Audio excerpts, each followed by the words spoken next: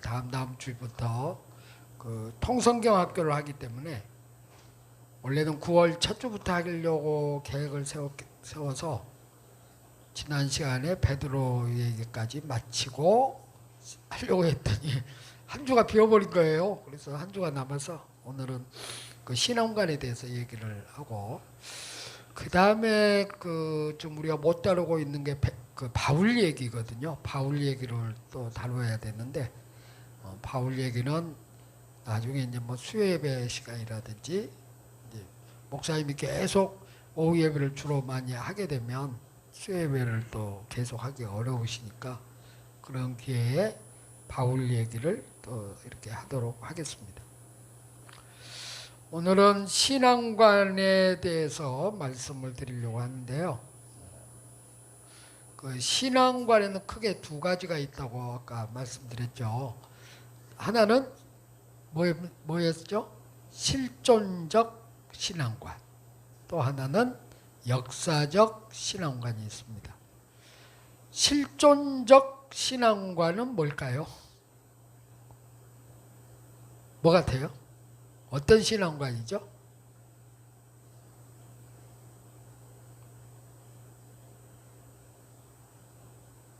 집사님 어떻게 생각하세요? 네. 실존적 신앙관이라는 것은 뭐 어려운 말이 아니고요. 그 내가 이해하고 내가 아는 것을 중심으로 하는 신앙관. 그게 실존적이에요. 나에 대한 실존이니까. 그러니까 내 입장에서 모든 걸 이해하고 가는 거죠. 그게 실존적 신앙관이에요. 그래서 우리가 신앙생활을 할 때 출발이 어디서부터 시작이냐면 실존적 신앙관에서부터 출발이에요. 왜 그러겠어요? 여러분들이 예수님을 만나고 그래서 구원의 체험을 하고 그리고 주님을 만난 그 기쁨, 감격 속에서 신앙생활을 하잖아요. 그게 실존적 신앙관이에요. 좀 어렵게 이제 얘기를 해서 그 학자들이 이걸 실존적 신앙관이다 이렇게 얘기를 하죠. 역사적 신앙관이라는 것은 뭐냐면 그 실존적 신앙관을 더 넘어서서 여러분들이 그 큰 범위의 신앙관을 얘기해요. 이제 예를 들면 이런 거죠. 여러분들 예수님이 그 오셔서 우리를 구원해 주신 사건이 언제죠? 어려워요? 언제죠? 시간적으로 지금으로부터 2000년 전, 그죠?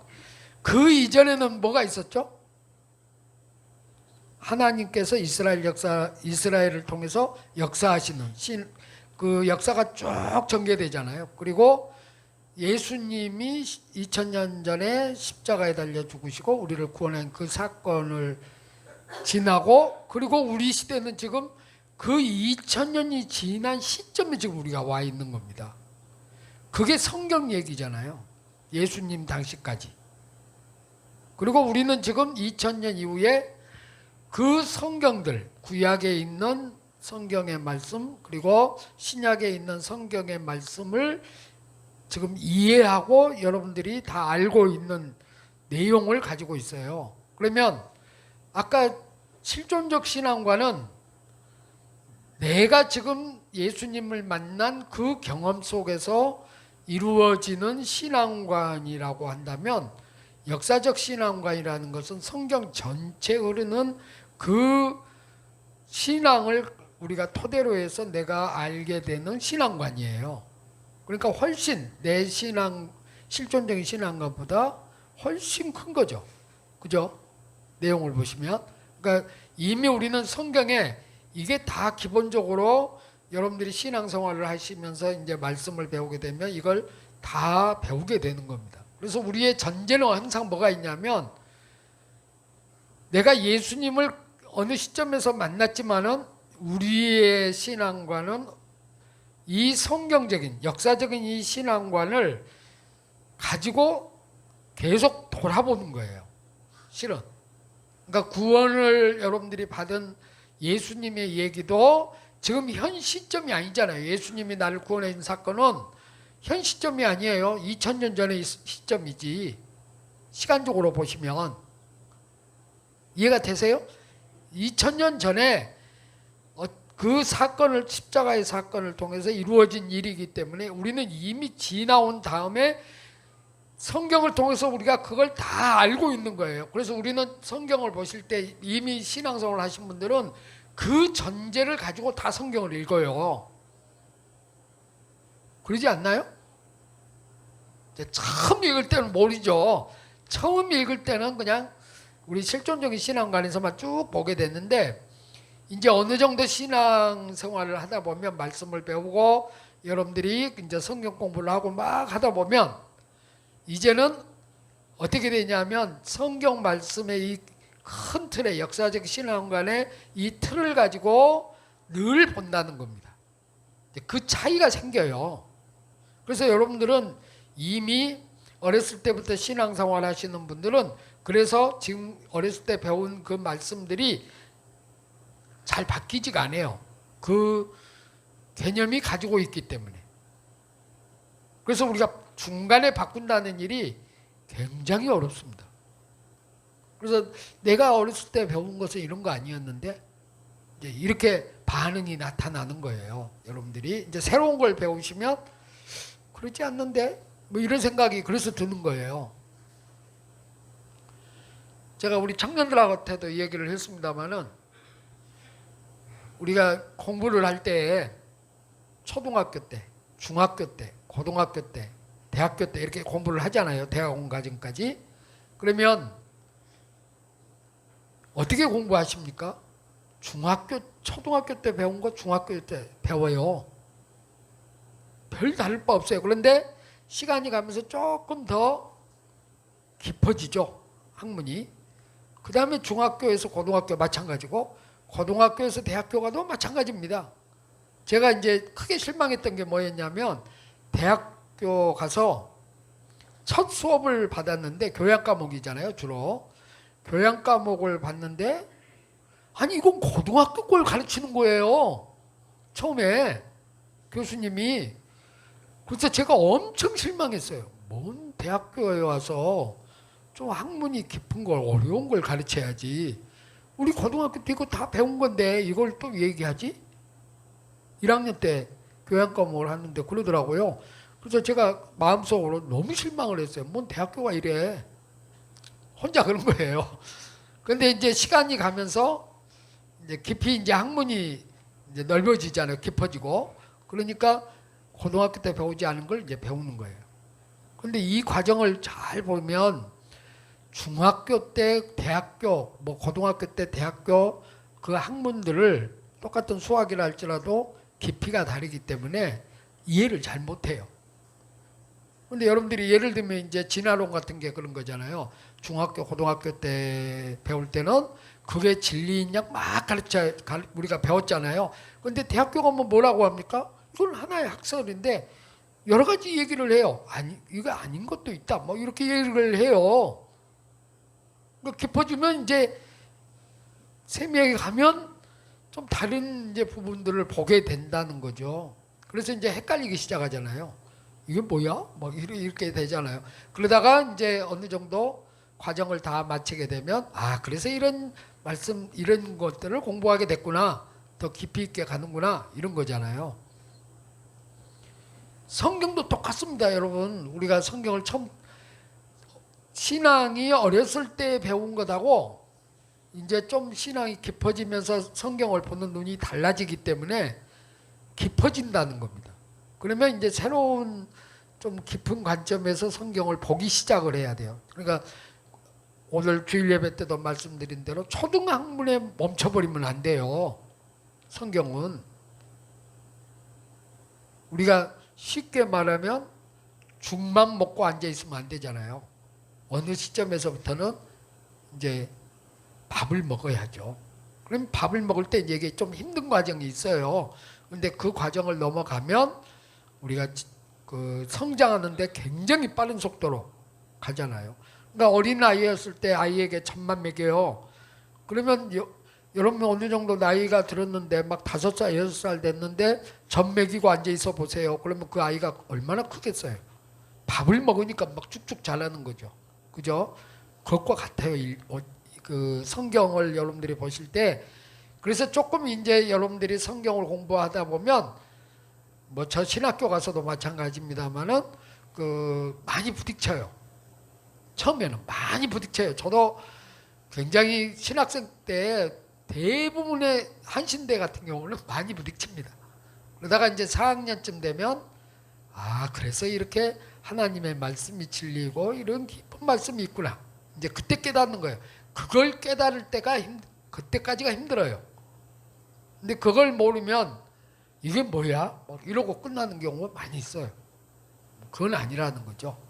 그러니까 그 의술에 있어서도 처음에 그 할 때 다 분해를 시키잖아요. 그 다음에 그걸 다 배운 다음에 이제 하나로 이렇게 합치면 인체의 그 신비함을 안 되잖아요. 의사들이 처음에 할 때는 이게 뭐야, 뭐 콩팥을 조금 하나하나 다 공부할 때는 그 시작이 느껴지는데 뭐 이래 이러다가 나중에 그걸 학문적으로 이제 종합을 다 할 때는 인체 신비함을 느낀다고 그래요.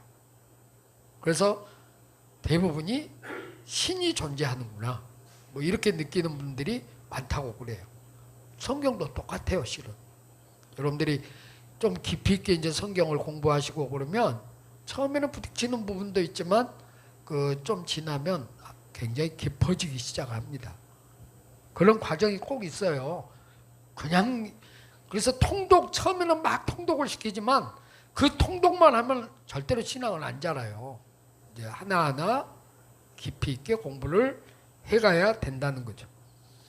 자, 이 이제 역사적 신앙관을 주로 이제 여기를 오늘 다룰 건데요.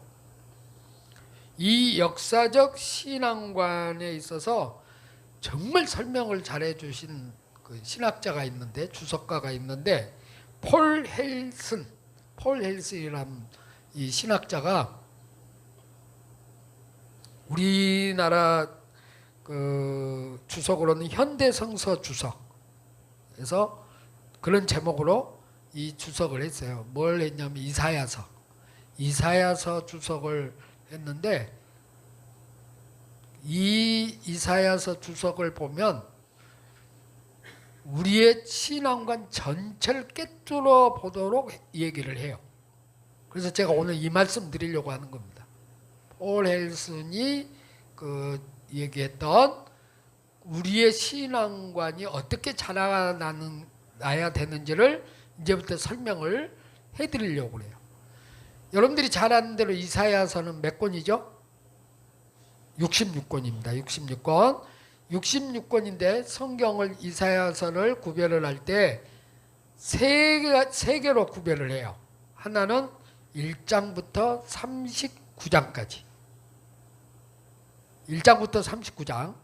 1장부터 39장의 내용은 뭐냐면 유다의 몰락에 대한 얘기예요.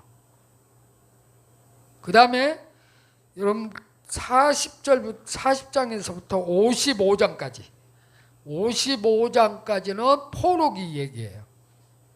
역사적으로 보시면 포로기 얘기. 그래서 그 앞에 1장부터 39장은 제1 이사야라고 그래요. 제1 이사야. 그 다음에 지금 방금 설명해드린 대로 40장에서 55장까지는 제2 이사야, 포로기 시대. 그 다음에 56장부터 끝장 66장까지는 다시 이스라엘 그 유다가 회복해서 오잖아요. 포로기에서 귀환한 얘기인데 그걸 제3 이사야라고 얘기해요. 제가 이 설명은 제1 이사야, 제2 이사야, 제3 이사야는 어떤 그 저작권에 대한 얘기를 하려고 하는 거 아닙니다. 이제 진보 신앙에서는 이걸 저자가 다 다르다 이렇게 설명을 해요. 그 얘기 지금 하려고 하는 게 아니고, 왜 저자가 다르다고 설명을 하냐면 지금 설명해 드린 대로 여기는 제1 이사야는 유다의 몰락에 대한 얘기고, 제2 이사야 내용은 포로기 얘기고, 그 다음에 여기는 귀환한 얘기잖아요. 그러니까 다 역사적 배경이 다르다는 거죠. 그래서 이 다른 논조가 다 다르기 때문에 아마 저자가 다를 거야, 이렇게 이제 설명하는 게 주로 이제 진보 신학에서 이 얘기를 하는 거고, 저는 그 설명을 하려고 하는 게 아니고 이 구별을 하는 이유가 역사적인 배경에 따라 다르다, 이런 겁니다. 그걸 전제로 하고 지금 이제 설명을 해드리는 거예요. 그러니까 하나님께서 이 유다 이스라엘을 다루시는 데 있어서, 역사하시는 데 있어서 이렇게 배경이 달랐다 하시는 일들이 그 시대 이렇게 달랐다, 지금 그 얘기하는 겁니다. 그게 이제 우리 신앙에 있어서 자라가는 과정을 잘 설명해 주는 부분이기 때문에 이 얘기를 지금 해드리는 거예요. 그러면 여러분들이 제1 이사야, 유다가 이제 몰라가는 그 과정에서는 그 과정을 또 다르게 표현을 하는데, 그게 뭐냐면 율법적 세계관이라고 그래요. 율법적 세계관. 그러니까 율법적 세계관은 여러분들이 잘 아시잖아요. 율법에 의해서 잘못을 따지는 곳이에요. 그건 쉽게 이해할 수 있죠. 여러분 율법을 보면 이건 해라, 하지 말아라, 이런 말씀드리잖아요. 그래서 잘못이 분명해요. 그래서 유다가 이렇게 망하는 것은 하나님께 불순종하고, 유다가 잘못했기 때문에 포로로 이렇게 갑자기 아시리아 말 바벨론에 망해서 포로로 잡혀갔다, 그 얘기거든요. 그러니까 너희들이 하나님 말씀을 지키지 않고 이렇게 살아서 너희들이 이렇게 된 거다, 그 얘기예요. 제1이사야는. 그래서 그걸 율법적 세계관이라고 그래요. 여러분들이 신앙생활을 처음 하시면 이 부분을 배워요. 잘 생각해 보시면, 어렸을 때부터 저도 마찬가지고 교육 훈련을 받으면서 하나님 말씀을 잘 지키면, 순종하고 그러면 복 받습니다. 그런데 만약에 불순종을 하시면 여러분들은 하나님께로부터 저주를 받고 심판을 받습니다. 이거 공부하잖아요. 그게 기초예요. 제2이사야. 그게 이제 폴 헬슨이 지금 설명하는 과정이에요. 우리 신앙하고 너무 이건 비슷한 거다, 그래서 설명한 거거든요. 그런데 여러분들이 제2이사야서에 가서 보면 확 바뀌어요. 내용이 어떻게 바뀌냐면, 너희 이렇게 잘못했지, 막 하나님께서 거기에 대한 이 이사야를 통해서 책망하는 말씀이 막 나오다가 40장부터는 논조가 완전히 바뀌어버립니다. 어떻게 바뀌냐면, 내가 너희를 다시 회복시켜주마, 너희를 내가 다시 돌이켜 너희 땅으로 다시 돌아가게 해주마, 걱정하지 말아라, 너희들 염려할 거 하나도 없다, 그 얘기를 쭉 하시는 거예요. 그러니까 여기는 어떤 조건이 없어요. 너 잘못 따지고 막 이런 거 없이 내가 너희를 다시 구원해줘, 걱정하지 마, 그 내용이에요. 그게 제2이사야 내용이에요. 그걸 뭐라고 하냐면 은혜적 세계관. 아시겠죠? 그래서 여러분들이 처음에는 이 하나님의 말씀을 잘 지키면 복 받고, 못 지키면, 안 지키면 나 벌 받아, 이렇게 가다가 예수님의 십자가 은혜를 이제 깨닫게 되면, 이 모든 게 하나님의 은혜구나, 이제 이걸 우리가 깨닫는 단계로 간다는 얘기예요. 그래서 여러분들이 신앙이 조금 이제 자라가면 모든 게 하나님의 은혜다, 이래요. 그 다음에 이제 3이사야 얘기 때 56장에서 마지막까지 내용인데, 이 내용은 또 논조가 바뀌어요. 귀환에 다시 돌아왔는데, 은혜로 왔는데, 그 다음에는 또 책망이 또 나와요. 옛날로 다시 돌아가 버려요. 그래서 책망을 한다고요, 이 시대가. 그러니까 포로로 돌아왔으면 은혜를 받고 하나님께서 우리를 구원해 주셨으니까 이제부터는 멋지게 주님의 영광을 위해 살아야지, 이렇게 가야 되는데, 그러지를 못하고 또 하나님 앞에 불순종하고 이런 장면들이 계속 나와요. 그게 이제 말라기서 마지막 부분에 뭐라고 얘기를 하냐면, 성전문을 닫을 자가 누구냐, 이래버려요. 하나님께서 한탄을 하시면서 성전문을 닫을 자가 누구냐, 이래요. 그러니까 이게 이제 포로로 돌아와서 한 얘기거든요. 다 말라기 선지자를 통해서 말씀하는 거잖아요. 그런 내용의 역사적 배경을 보시면, 그러니까 하나님의 한탄하는 장면이 나와요. 그러면 여러분들이 한번 생각을 해보세요. 제1 이사야 율법적 세계관, 제2 이사야 은혜적 세계관은 여러분들 이해가 될 거예요. 쉽게. 그렇죠. 우리가 죄를 지어서 하나님 앞에 돌아와서 우리가 깨닫는 게, 아, 죄를 지으면 우리가 하나님께 벌 받는구나. 우리가 이렇게 말씀대로 살아가면 축복을 받는구나. 이제 깨달았는데 더 깊은 깨달음이 오는 게 십자가 사건을 통해서 우리가 이제 하나님의 은혜로 우리가 살고 있구나. 그랬는데 다시 돌아가는, 책망을 또 받는 이런 내용이 이사야 제3 이사야에서 등장을 한단 말이에요. 이 부분이 이제 우리가 이해할 수 없는 부분이에요, 실은. 그냥 간단히 여러분들이 불순종해서 그렇죠. 뭐 그렇게 볼 수는 있죠. 불순종해서. 근데 여러분 생각해 보세요. 하나님께서 자녀를 은혜로 이렇게 다 구원해 주셨는데 왜 또 그렇게 가게 하냐 이거예요. 그런 생각을 해보시면 도대체 이게 뭘까 하는 거예요. 이게 뭘까? 이게 이제 굉장히 중요한 부분이에요. 우리 신앙생활에 있어서 그 율법적 세계관과 그리고 은혜적 세계관은 우리가 충분히 이해를 하는데, 여러분들 그래서 우리가 구원받아 이렇게 감사하며 살아갔는데 지금 우리가 살아가면서 또 책망을 받고 이렇게 살아가는 이유가 뭘까 하고 연결이 지금 되는 거예요. 이 부분이 제3 이사야서에서 나타나는 이 부분은 도대체 뭘 얘기하시려고 이럴까 하는 거예요. 그걸 이제 폴 헬스는 이 신학자가 굉장히 중요한 설명을 했어요. 어떤 내용이냐면 이런 내용이에요. 은혜로 포로에서 돌아온 것은, 그래서 우리가 다시 돌아왔다는 말은, 고향으로 다시 왔다는 것은, 이 억압 속에 70여 년 동안 억압을 받고 살다가 왔는 것은 자유를 받은 거고, 그 다음에 너희가 구원을 받은 거다. 그죠? 포로에서 나왔으니까 자유와 구원을 너희가 다 받았다. 그 과정이라는 거죠. 그러니까 우리가 죄로 이렇게 역사를 보시면, 우리가 죄 사함을 받아서, 원래는 죄 짓는 사람들이었는데 죄 사함을 받아서 구원을 받았는데, 구원을 받았다는 것은 우리가 자유를 얻었고, 그리고 구원을 받은 이런 우리가 은혜 안에서 이렇게 우리가 얻은 축복이죠. 그런데 우리는 여전히 또 왜 죄를 지을까? 이 문제가 우리에게 여전히 있는 거예요, 실은. 그러니까 우리가 늘 기도할 때마다 내 죄를 사하여 주옵소서 늘 하잖아요.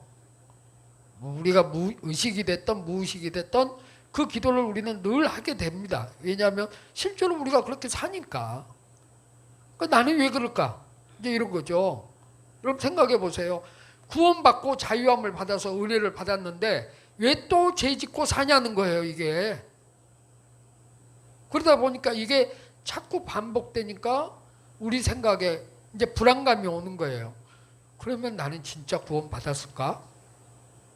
자꾸 반복해 보세요. 그러잖아요. 나는 왜 신앙생활하는데 이 모양일까? 이제 이런 고민들이 그래서 일어나는 거예요, 여러분. 폴 헬스는 이렇게 설명을 했어요. 이 자유를 우리에게 주셨다는 걸 다시 한번 생각을 해보면, 우리 은혜를 베풀어 주셔서 우리가 온전한 자유와 구원을 받은 우리들에게 뭘 줬냐면, 자유를 줬다는 말은 대신 거기에는 책임도 따르지만 선택권을 주었다. 그 얘기예요. 선택을 주었다는 거. 굉장히 중요한 거예요, 이건.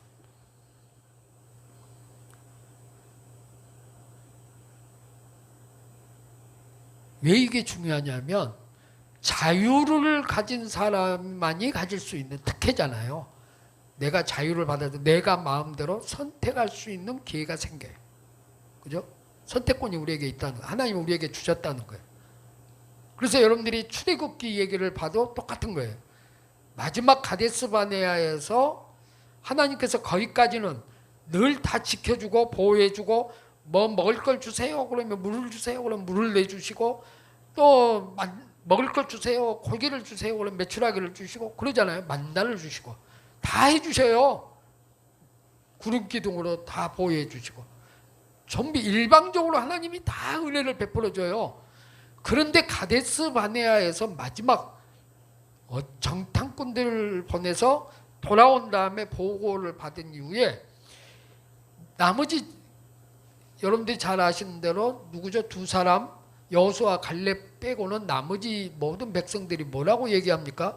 열지파의 보고를 받은 다음에 우리는 안 간다 그렇게 얘기를 해요. 우리는 가나안 땅에 안 들어간다.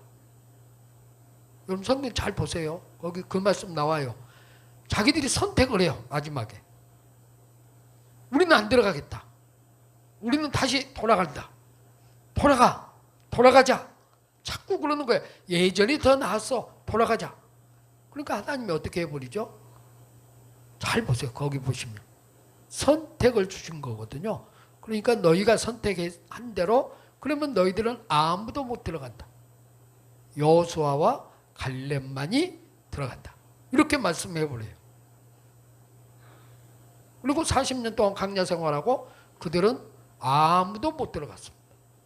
두 사람만 빼놓고 여호수아와 갈렙만 빼놓고는 아무도 못 들어갔어요. 선택권을 그 구원을 주셨을 때 애굽에서부터 구원을 주셔서 성화의 단계를 쭉 가면서 그들에게 자유를 허락하시면서 너희 구원받은 백성으로 살아가는데 너가 선택한 대로 이제 가는데 너가 선택을 어떻게 하느냐에 따라서 달라진다. 그래서 이 선택에는 뭐가 필요합니까? 지혜와 분별력이 필요해요. 그래서 성경에서 너희가 지혜롭게 그 말씀을 강조해요.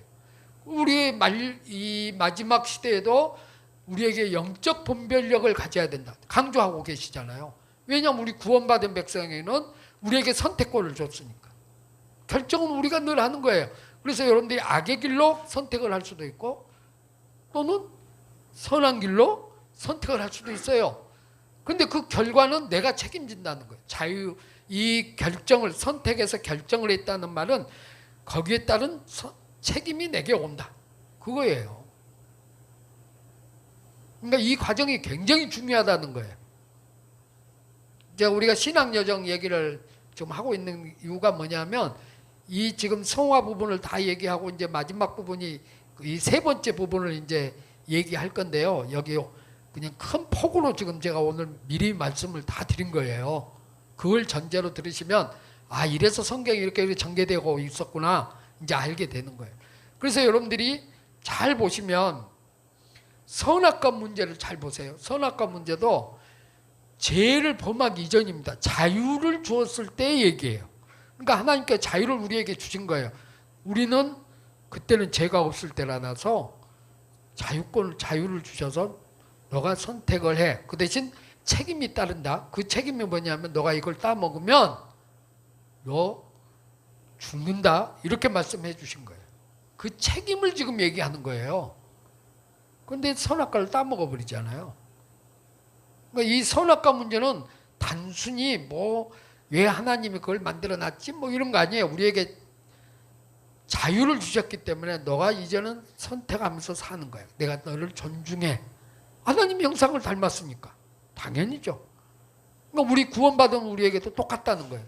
그래서 여러분들이 예수를 믿고도 여러분들이 죄를 지을 수도 있고 죄를 안 지을 수도 있어요. 여러분들의 그 주신 축복 아래서 어떤 선택을 하고 사느냐에 따라서 책임이 온다는 겁니다. 그래서 이건 중요한 부분이 돼버려요. 제3 이사야서는 그 얘기예요.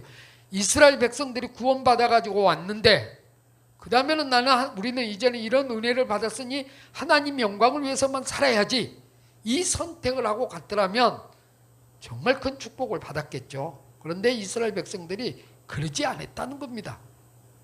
반대로 가버린 거예요. 선택을 이제는 우리는 내 마음대로 살 거야. 이런 식으로 가버린 거죠. 그래서 여러분들이 잘 아시는 대로 어떻게 됐습니까? 이스라엘이 지금 실제로는 존재하지만은 여러분들이 성전도 없고요. 신앙 거의 다 예수님이 왔어도 모르고 있는 상태가 돼버린 거잖아요.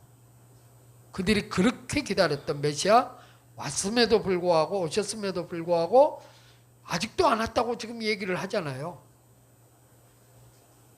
그래서 일어나는 일들이에요. 그들이 선택을 하잖아요. 마지막에 선택권을 또 주잖아요. 누가 줍니까? 누가 주죠? 총독. 총독이 바라바하고 예수님하고 놓고 얘기를 하잖아요. 그랬더니 예수님을 선택하는 게 아니라 바라바를 선택하잖아요. 그러니까 뭐라고 하죠? 총독이? 나 이제 책임 없다. 그러잖아요. 그러니까 이 백성들이 뭐라고 얘기했냐면 그 책임 우리가 진다. 성경 보시면 그 얘기 나와요. 자기들이 책임지겠다고 그래요. 이게 선택이에요. 구원받은 백성들에게는 그 삶 속에서 중요한 게 뭐냐면 자유를 주심과 함께 선택권을 주었다는 거예요. 이게 마지막 부분이에요. 그러니까 이 말은 우리가 책임 있게 신앙생활을 할 때 잘해야 된다는 겁니다. 내가 아차 잘못해서 선택 잘못하면 책임이 내게 온다. 그래서 우리가 늘 주의 말씀을 상고하고 우리가 하나님이 기뻐하시는 일이 무엇인가를 분별해야 되고 이런 과정들이 그래서 중요하다는 거예요. 그냥 나 예수 믿어서 구원받았으니까 끝! 이게 아니고 이 과정이 중요하다. 그러면 이제 이런 문제가 생깁니다. 예수 출애굽을 한 백성들이 가나안 땅을 못 들어갔는데 그럼 그 사람들은 구원을 받았을까요? 못 받았을까요? 우리는 이거 질문 안 하잖아요. 근데 꼭 이거 질문 한 번 있어요. 받았을까요? 못 받았을까요?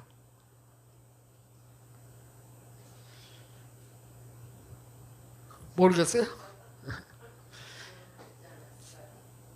예. 어떻게 알죠? 모세가 못 들어갔잖아요. 그죠? 모세가 가나안 땅 들어갔어요? 하나님께서 못 들어가게 해요. 마지막 그 반석을 지 마음대로 두 번 쳐가지고 말로만 하나 했는데 쳐가지고 하나님께서 분노하시면서 너 못 들어가. 그러면 모세는 지옥 갔나요? 아니잖아요. 예수님 변화산에서 할 수 있듯이. 그죠? 그게 뭘 얘기하냐면 구원받은 백성들은 하나님 그렇다고 그것 좀 잘못했다고 너희들 지옥 안 보내. 이제 지옥 보내는 경우는 분명히 있죠. 어느 때예요? 성령을 해방한 죄. 그 경우가 아니면 부끄러운 구원을 받는 거예요, 우리가. 그러니까 여러분들이 선택 잘못해서 죄를 범했어요. 그래서 하나님 앞에 이제 용서함을 받고도 하고 우리가 기도하기도 회개도 하고 그러잖아요.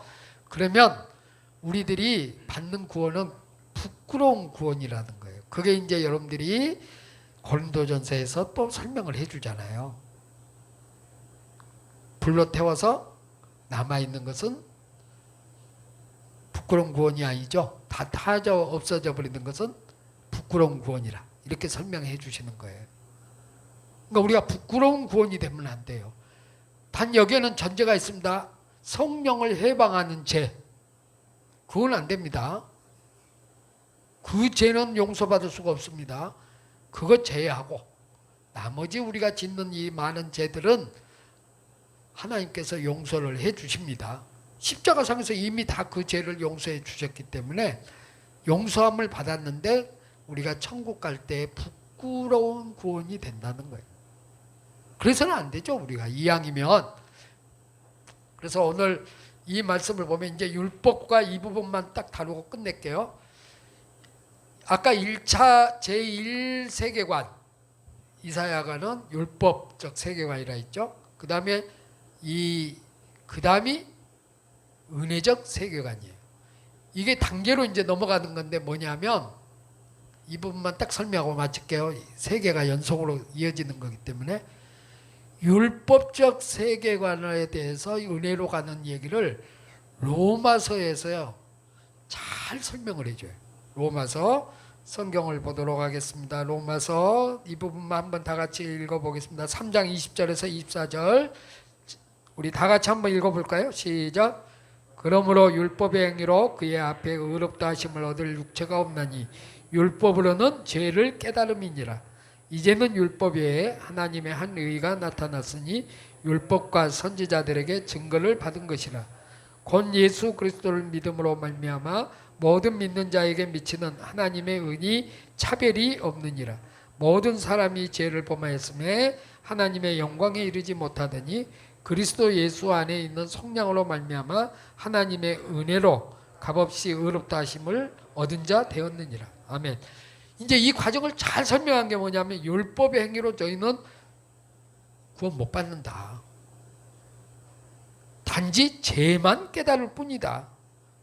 그래서 이게 이제 너희가 구원받는 것은 예수를 믿는 믿음으로, 그래서 그 은혜로 구원받는 거다. 이렇게 이제 넘어가는 거예요.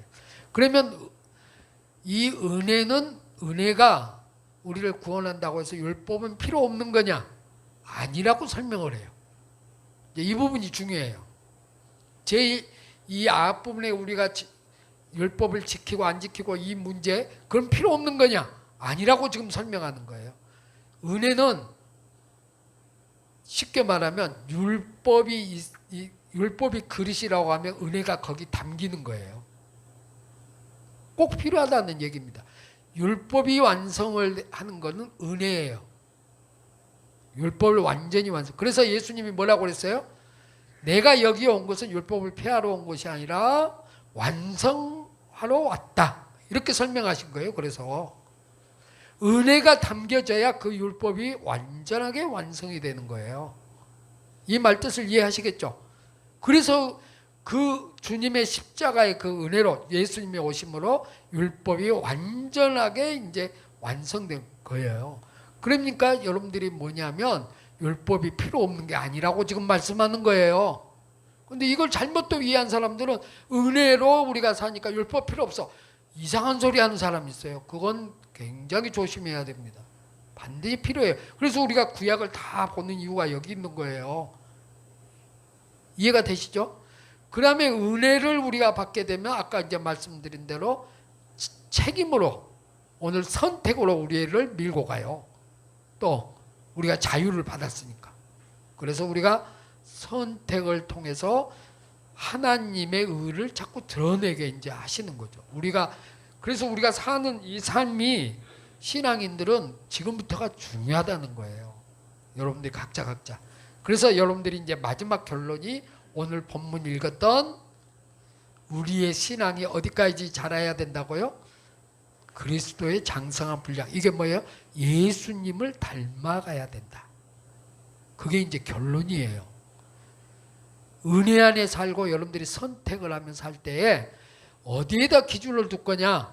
그 선택을 할 때마다 예수님을 닮아가는데 자꾸 초점을 맞춰야 돼. 그래서 예수님을 닮아가기 위해서는 내가 죽어야 돼. 그게 사도 바울이 늘 고백했던 거잖아요. 나는 죽고 나는 날마다 죽노라. 죽는 연습 안 하면 안 된다는 거예요. 내가 죽어야 예수님이 내 안에 계시기 때문에 그 예수님이 자꾸 드러나는 거예요. 자연적이죠, 이건. 내가 죽으면 예수님이 드러나는 거고 내가 안 죽으면 내가 자꾸 드러나려고 해요. 그건 저나 여러분 모두가 다 경험하는 거지 않습니까? 나도 모르게 그냥 자랑하고 싶어하고 이게 계속 나오잖아요. 뭐 저도 똑같아요. 어느 날 어느 정도 내가 예수님 안에 이제 산다 하다가 나는 이제는 예수님만 자랑해야지 하다가 어느 날 갑자기 또 내 자랑이 나온단 말이에요. 그래서 사도 바울이 이걸 알기 때문에 나는 날마다 죽노라 그랬어요. 그 죽는 연습 안 하면 이거 안 된다는 거예요. 훈련이죠, 훈련. 그래서 훈련인 거예요. 성화 과정은 그래서 훈련이에요. 나를 죽이는 연습을 자꾸 하면 어느 날 장성한, 여기 말씀대로 예수 그리스도까지 믿음이 자라나는 겁니다. 그게 예수님을 닮아가는 거예요. 근데 이건 쉽지 않아요. 시간이 필요해요. 시간이. 꼭 잊지 맙시다. 하루아침이가 안 됩니다. 내가 오늘 결단 딱 해서 뭐 성령 충만함을 받았다고 해서 능력 받았다고 해서 그냥 갑자기 확 바뀌는 거 아니에요. 사도 바울이 그런 것 같습니까? 아니잖아요. 사도 바울도 3년 동안 아라비아 사막에서 훈련받았어요. 우리는 그 모르고 있고 그 과정 다 있어요. 베드로도 보세요. 예수님 안에 완전히 설 때까지는 어땠습니까? 예수님 부인하고 막 계속 이러고 앉아 있잖아요. 굴고 왔다 갔다 하잖아요. 그런 과정을 통해서 완전히 예수님을 닮아가는 장면을 과정으로 사도행전에 이제 나타나기 시작하잖아요. 생각이 확 달라지잖아요. 그때부터가. 그러니까 이게 긴 시간이 필요했다고요. 하루아침이 아닙니다. 우리도 마찬가지예요. 그러니까 여러분 너무 절망하지 마시고 나는 왜 이렇게 잘 안 될까? 그러지 마시고 내가 이게 시간이 필요한 거구나. 우리 아이들이 자라가는 과정도 보시면 하루아침에 안 자라잖아요. 그죠? 초등학생이 갑자기 대학만큼 자랍니까? 하루 만에? 한 1년 만에 자랍니까? 그런 일 없습니다. 신앙적으로 이 모든 인격이라든지 이런 게 자라는 게 그렇지 않습니다. 이런 훈련, 아버지로부터 어머니로부터 훈련을 받는 가운데서 인격이 얘들도 자라가는 거죠. 신앙도 마찬가지입니다. 그러니까 여러분들 그렇게 생각하시면 조급하지 마시라는 거예요. 제 얘기는. 여러분 조급해하지 마시고 오늘은 죄송합니다. 오늘 이게 좀 신앙관이라 어쩔 수 없이 1시간 했습니다. 이해해 주시고 이 부분은 너무 중요한 부분이어서 총괄적인 거라 오늘 이렇게 설명을 해드렸습니다. 신앙생활 하시면서 우리 힘든 과정 많이 있습니다. 또 그런 과정 통해서 주님을 만나고 주님과 교제하면서 또 기쁨을 누리잖아요. 또 평안도 누리고 감사도 넘칩니다. 그 경험을 우리가 하면서 날마다 자라가는 겁니다. 그러니까 아직은 나는 아니야 이러신 분들은 너무 절망하지 마시고 시간이 필요하다. 또 옆에서도 그렇게 보시고 옆에서도 그렇게 도와주시고 서로가 도와주는 게 우리 공동체잖아요. 이런 과정이 필요함을 여러분들이 하시고 오늘 3가지 세계관 하나는 제일 세계관 율법적 세계관에서 그 다음에 은혜적 세계관으로 그리고 자유와 선택 책임으로 가는 세계관으로 간다. 우리 신앙이 그래서 예수님을 닮아가도록 만드는 것이다. 오늘 이게 결론입니다. 기도하겠습니다. 하나님 아버지, 오늘 우리가 신앙관이 얼마나 중요한가를 전체 총괄적으로 오늘 말씀을 들었습니다. 우리가 율법적 세계관에서 은혜로 돌아가는 그 축복을 우리가 지금 누리고 있습니다. 이제는 우리 스스로에게 하나님께 선택할 수 있는, 그래서 책임도 함께 따라오는, 그래서 우리가 이 시간을 가지고 분별력을 가질 수 있도록, 지혜를 가질 수 있도록 주님께서 말씀해 주십니다. 그 은혜는 오늘 성령 안에 우리가 있을 때에 그 축복을 누리게 됩니다. 우리가 바른 선택을 통해서 하나님 영광만 돌리게 하여 주시옵소서. 예수님 이름으로 간절히 기도하옵나이다. 아멘.